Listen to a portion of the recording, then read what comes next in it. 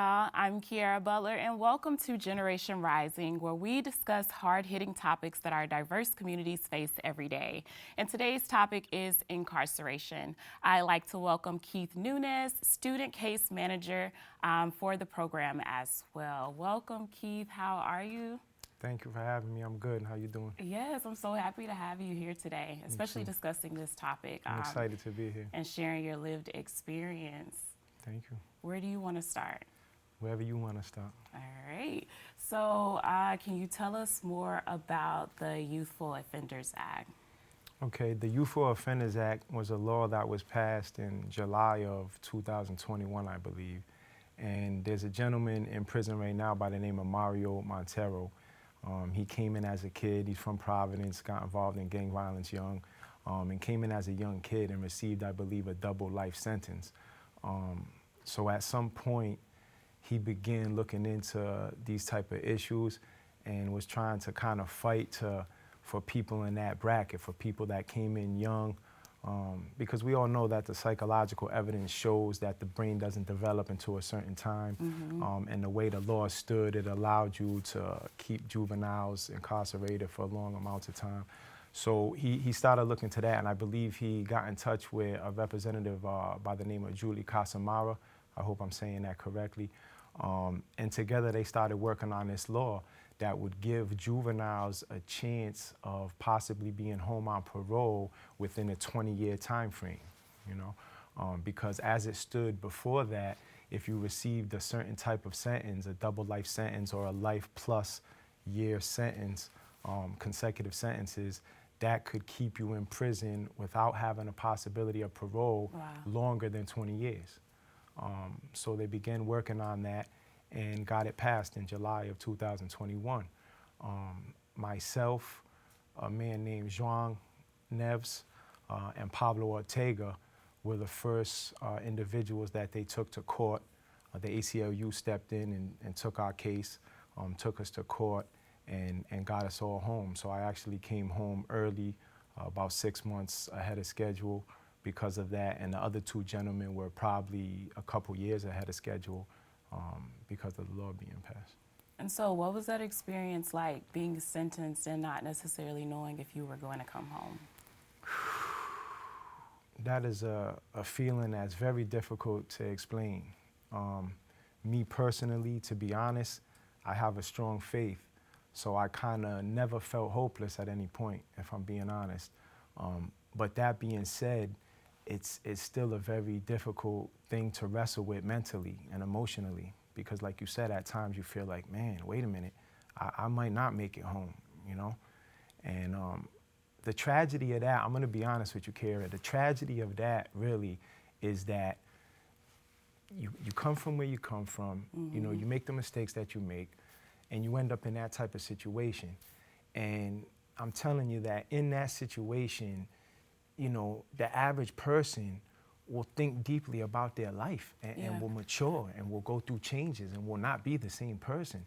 So the ironic tragedy of that is you're sitting there thinking, man, you know, I'm nowhere near the same person I was.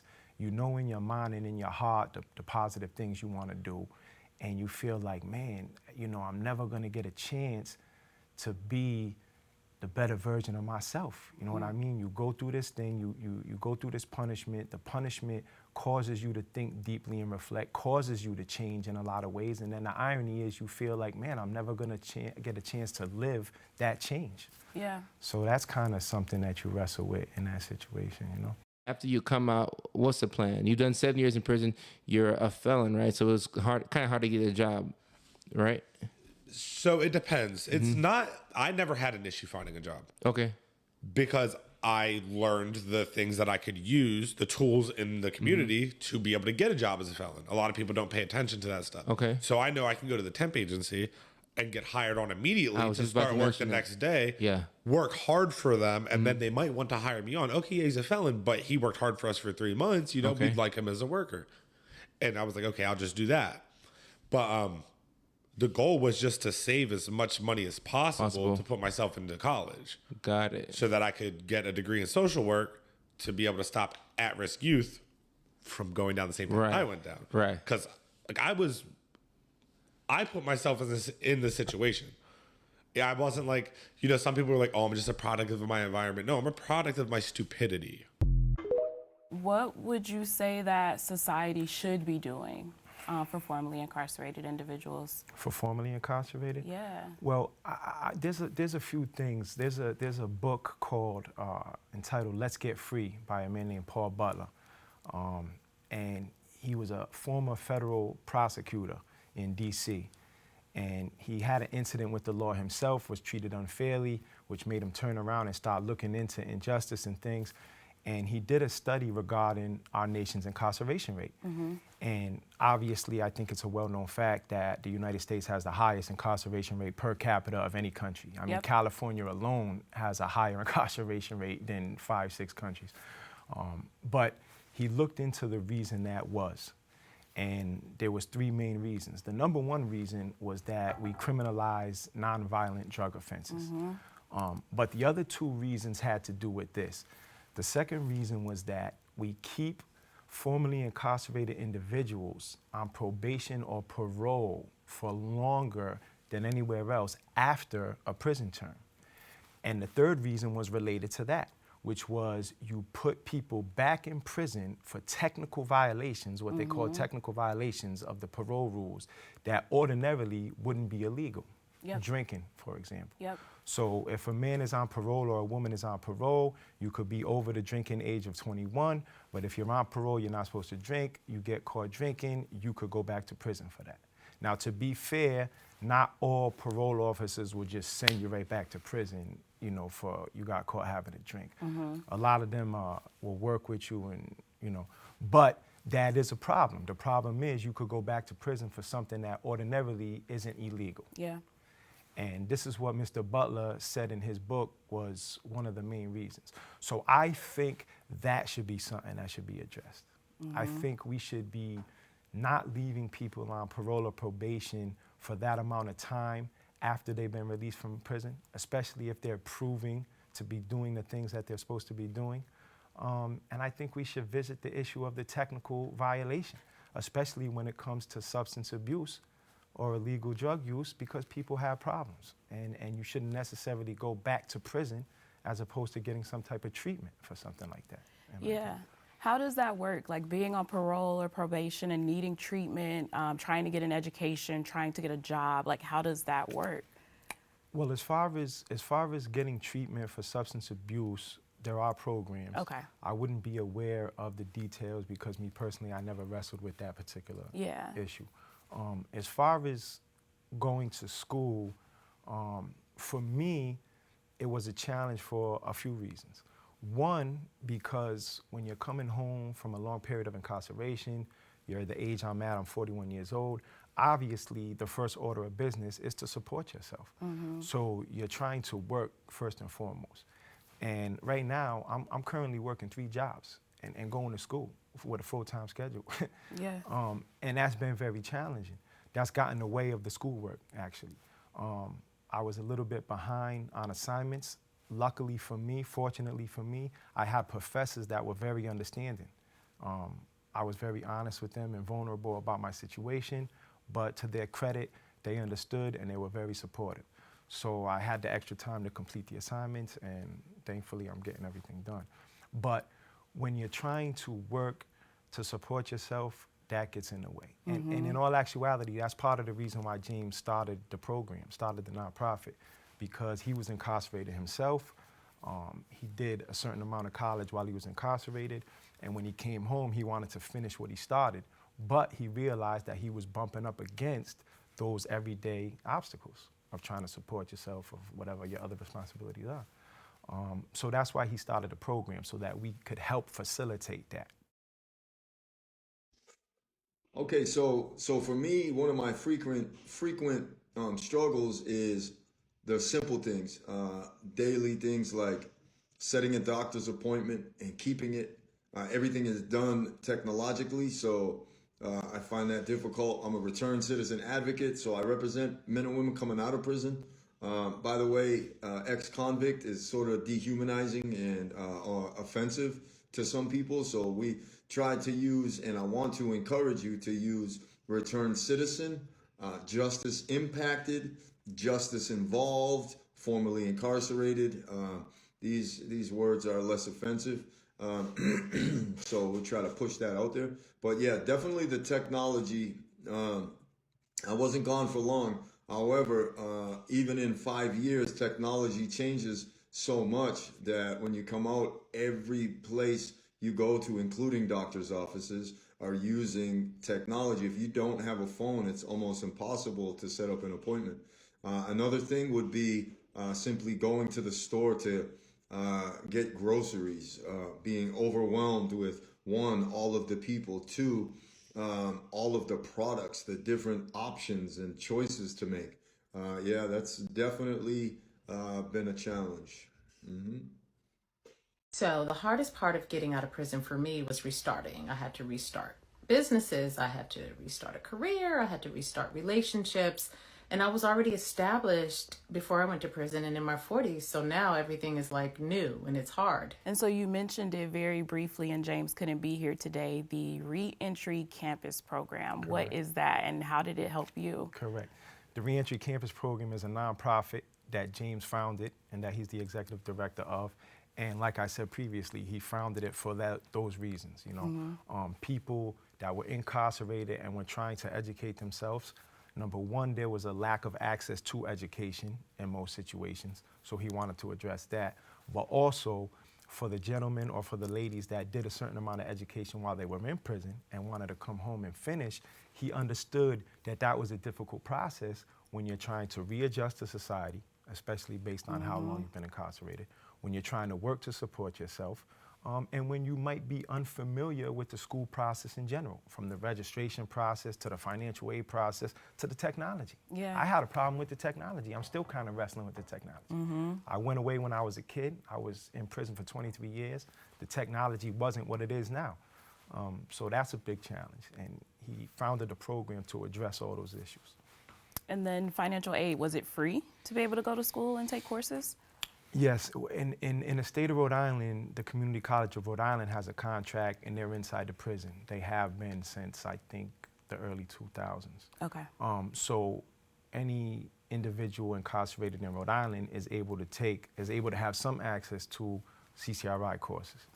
The Pell Grant used to cover individuals in prison. It stopped doing so. But now they're in the process of reinstating it for people in prison. I think it might be done sometime early next year, you know? Yeah. So that would definitely provide financial aid for individuals in prison. Yeah, well, that's really good. It removes a barrier of at least cost. I know the Reentry Campus Program, they use an acronym to describe their services, FREEDOM. And each letter represents a service offering or why they provide a service in that type of way. Yeah. For you, what does FREEDOM actually mean? That's a deep question. That's a great question. First of all, when you're in that situation, as you mentioned earlier, as a kid with a life sentence, your whole fight, your whole life is to get out of prison. And it's interesting that you asked that because for years, guys that are in that situation fight so hard just to get out of prison that you kind of fool yourself into having a mentality that thinks that once you get out of prison, everything will be good. And I'm not here to complain because I've been incredibly blessed since I've been home with a lot of support. Yeah. But to me, the freedom is when you're free to educate yourself, when you're free to be aware of what's going on around you in the world, when you're financially secure, you have a certain amount of freedom with that. So to me, like I said, I feel incredibly blessed, but I think I'll feel completely free when I finish my degree, when I have some level of financial security, and then I'm able to have more of my time to maybe pursue some of the things that are in my mind and heart. And we keep talking about this degree. What are you getting your degree in? Why? Tell us more. Okay, I'm in the last stage of a bachelor's degree. I came home through CCRI and then through Reentry Campus Program. I was able to come home with close to 90 credits, which is usually the maximum allowable transfer credits into most universities. I transferred into Roger Williams University, and I'm currently finishing the degree on community development. Yes. What do you plan to do with that? Well, to be honest with you, I really love working for Reentry Campus Program. I love the mission that they have. I love what James is doing. So I would love to stay there as long as possible. I do have some ideas in the back of my mind for nonprofits I might like to start. Yeah. But I really love being where I am. So I would like to see where that goes first and then take it from there. Well, thank you so much for sharing that. Whatever. What would you say the process is like for people that don't have access to a program like the Reentry Campus Program, if they're trying to navigate education? Right. Well, like I mentioned, it could be a tricky process for someone who's unfamiliar with it. So just the technology alone, also applying for financial aid, obtaining documents you may need, whether it's college transcripts, GED, high school transcripts, things like this. You'll be surprised that small things like that to men or women that might have been incarcerated for long periods of time and that prior to incarceration might have been living a certain type of life that didn't include those type of pursuits, you know? So things like that, as simple as they may seem to the average person who's very familiar with the process, could get a little tricky for someone who's unfamiliar. And then what happens is when you're home, and like we mentioned earlier, you're home from prison, you have certain stipulations that you have to meet regarding your parole or probation. You're trying to work to support yourself first and foremost, deal with whatever other family issues or things you got going on.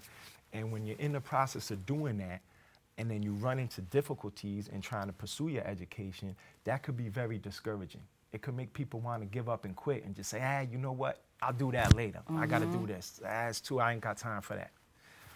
So if you could help individuals with those basic things, you could encourage them to keep going. Yeah. Do you think that that contributes to the data or the research around 67% of formerly incarcerated individuals, they want to get an education, but only about 27% actually do it? Do you think that those are the reasons why, or do you think it's also deeper than that as well? I mean, I would assume that it would be a little deeper than that. I would assume that there could probably be some policies that would help facilitate it and make it easier. But to be honest, I do believe that's part of it because I'm living it myself right now, you know? Since I've been home, those different things are discouraging if you let them be. And when I came home, I was a student of RCP first before I became a case manager. Yeah. And my case manager, Diana Gonzalez, which anybody that's ever been a student of RCP will sing the praises of Diana Gonzalez. She's the best, literally. And if it wasn't for all the help she provided me, I might have got discouraged and wanted to give up. So yeah, them small things matter.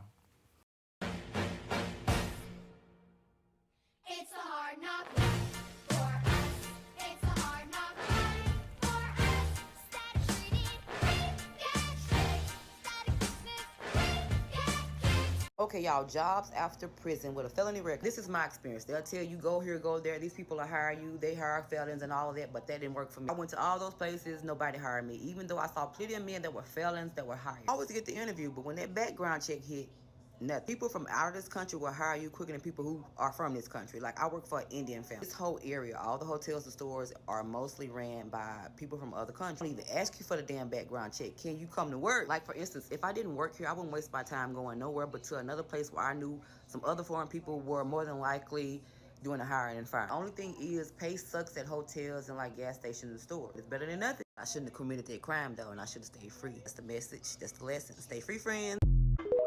So for someone that is seeking services through a program like RCP, what would what would I do? How would I approach the organization? If I did approach the organization, tell our viewers more about what that process would be like. Okay, most of our students are usually individuals that were incarcerated and started with us while they were incarcerated. Okay.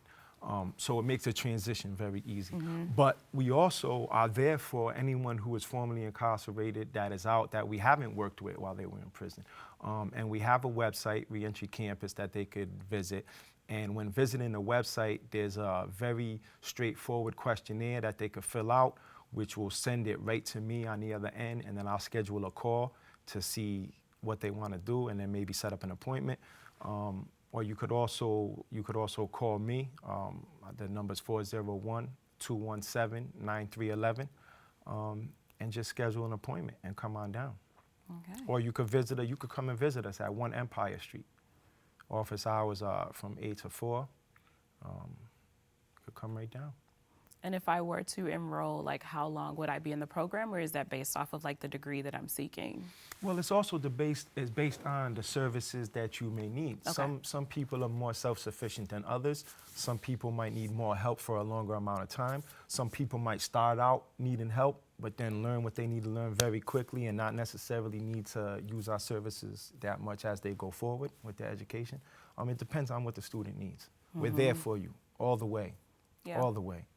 And is there a particular demographic of people, like race, socioeconomic status, any of those things that you can think of that would benefit more from the program, or that you see use the program more? Well, the program was definitely started to cater to incarcerated and formerly incarcerated individuals of all ethnicities and races and both genders.